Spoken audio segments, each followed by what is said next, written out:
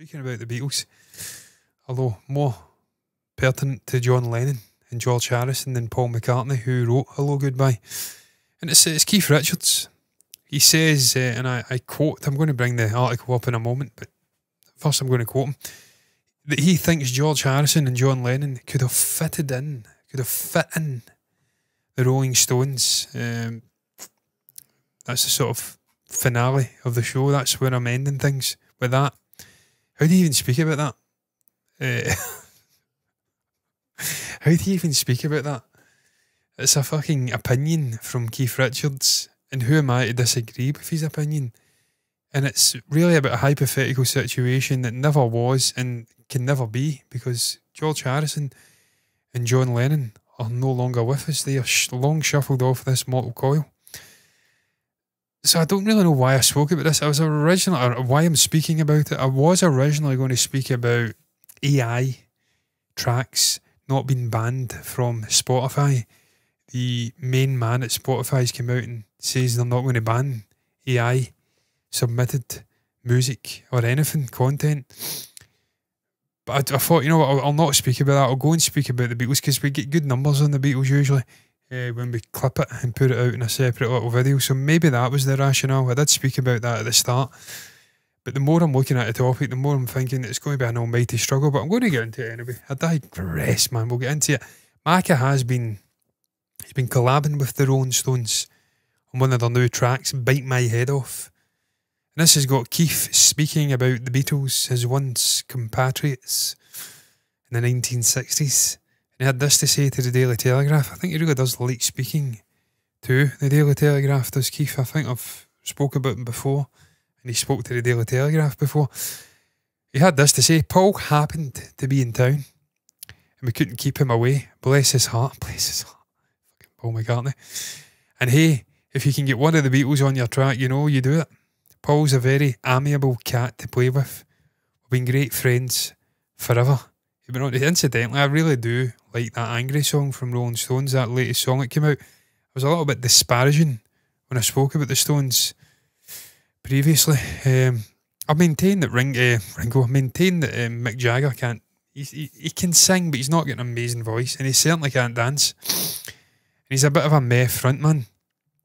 It's just the energy he brings. Is fucking.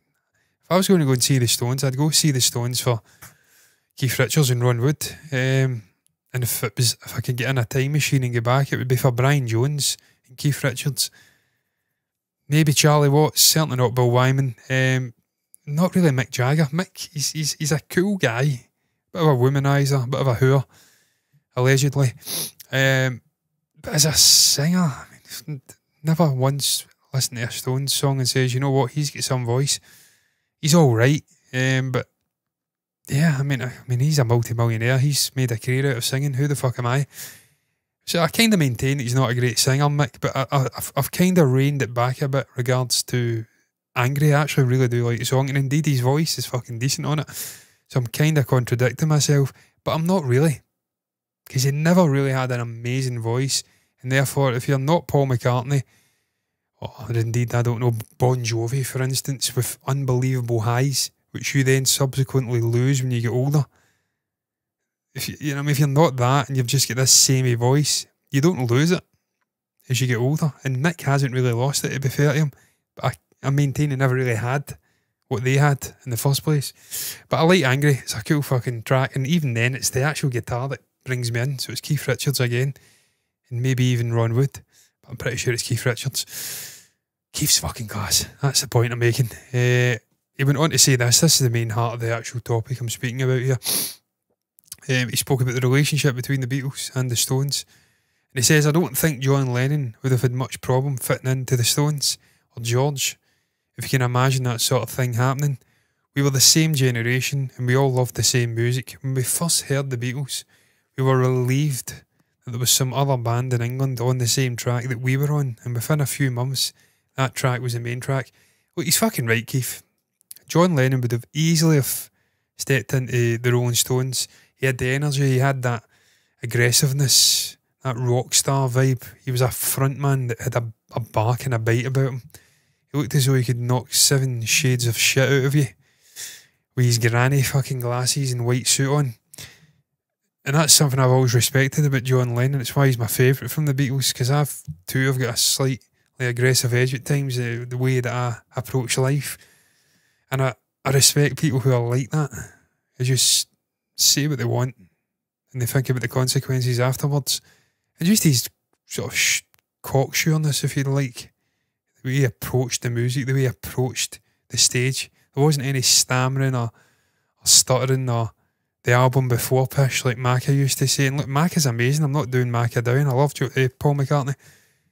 You didn't have that with John Lennon. The guy was playing the fucking keyboards with his elbows and chewing gum and looking as cool as hell. That was John Lennon. And that's exactly, to be fair to the Stones, the energy they brought consistently. So John would have absolutely have slid into the Rolling Stones, no problem, and have been the best musician and singer by a country mile. I have to say, certainly best writer. And again, that's not me doing down Mick Jagger and Keith Richards' writing. Did write some very good songs. George, it's hypothetical, but George always struck me as being a more gentler soul. Very funny guy, scathing, unbelievable wit, could cut you down, I'm imagining, with words. And he's just a cruel sense of humour. Again, like me. Did he have that rock star energy that a Keith Richards had? Well, I mean, you could argue Brian Jones didn't have that. He had that fucking mop top of Anakin Skywalker from Phantom Menace haircut, didn't he? And he was out his mind in drugs half the time. Could George have done any worse than Brian Jones? I don't know. I love Brian Jones, so it's hard to say.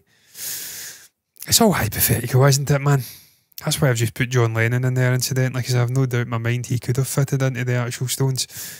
It's all hypothetical. Also, it never happened, and it's really enough in conversation, which is why I regret fucking putting it on the show. I love the Stones. I prefer the Beatles. They were amazing bands. They were different bands. They were very much of their era. And to be fair to the Stones, they have continued it over multiple decades. Love them or hate them. Still doing it live. Got to appreciate it. The Beatles get out when they were on top, and you could argue they are still on top 50 years later. So, two different acts. We don't need them to combine. And look, we are getting them combining just now, and I'm intrigued to hear that song that Macca has collabed on with the Rolling Stones. But yeah, it's hypothetical, and we don't really need them to combine. They were doing their own thing, and they were doing it very well. Some would say the Stones were doing what the Beatles were doing 2 months later, on a lower level of quality. Not my words, but the words of John Lennon, when he was a very bitter man in the early 70s and doing his scream therapy. I'm going to round it up on that note.